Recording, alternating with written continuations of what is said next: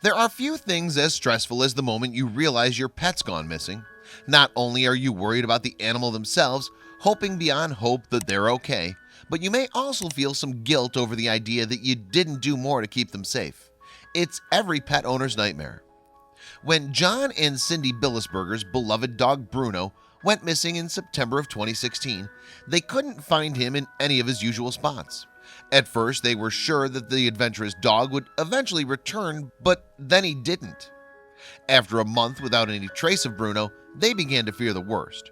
The family, who lived in Estevan in Saskatchewan, Canada, grieved every day for their missing dog. They hoped he'd simply been picked up by another family. It was the only way to keep their sadness at bay. Then something strange happened. One day when John was outside and about a half-mile from his house, another of their dogs showed a strange interest in one particular spot on their neighbor's property. John tried to force his pooch to move on, but the dog looked at him and refused to budge. When John started to walk away, the dog began to bark. That was when John decided to investigate. When he saw what captured his other dog's attention, he was stunned. It was a 4-foot wide, 10-foot deep hole, which was likely an old well that had been dug up but later forgotten about. The well itself was an interesting discovery, but that wasn't why John and Cindy's dog started barking. You see, at the bottom of the well was Bruno, and he was miraculously still alive somehow after all that time. John quickly took a visual inventory of his beloved missing dog, and he could tell right away that Bruno was in bad shape. The poor pooch was on the verge of death. He couldn't bark, and his eyes appeared sunken. Crusty and infected, the poor dog had cuts and sores all over his body. He'd also sadly worn the pads off his paws in his fruitless attempt to climb out. John knew he had to act fast. John quickly called his son, who arrived at the scene just minutes later. His son tied a rope around his own waist and jumped down into the well, risking life and limb to save Bruno.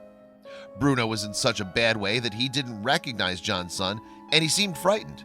Still, John's son spoke soothing words and scooped up the dog, lifting him out of the well before climbing out himself. The Billisbergers drove the injured Bruno to the nearest veterinary hospital in Estevan and prayed that he could hold on just a little bit longer. When they arrived, even the veterinary technicians were stunned. The workers rushed Bruno into the ER, hooked him up to IV fluids, and began treating his injuries. They struggled to come up with a treatment plan, knowing that the dog's chances of survival were very slim. Would he even make it? Bruno was diagnosed as dehydrated, malnourished, and anemic, and that was only the tip of the iceberg. The team at the veterinary clinic knew that he'd require round-the-clock care if there was to be any hope for his survival. The workers noted that, in some ways, Bruno was lucky to have fallen in a well, especially since it had snowed. The little water he had there helped him hang on until he could be rescued.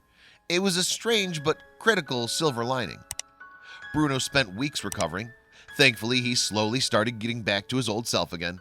Before too long, he was able to recognize the Billisbergers, and as soon as he did, his tail started wagging. Both the staff at the hospital and Bruno's family were so concerned about Bruno when he first arrived, and the mere fact that he was even alive was a miracle.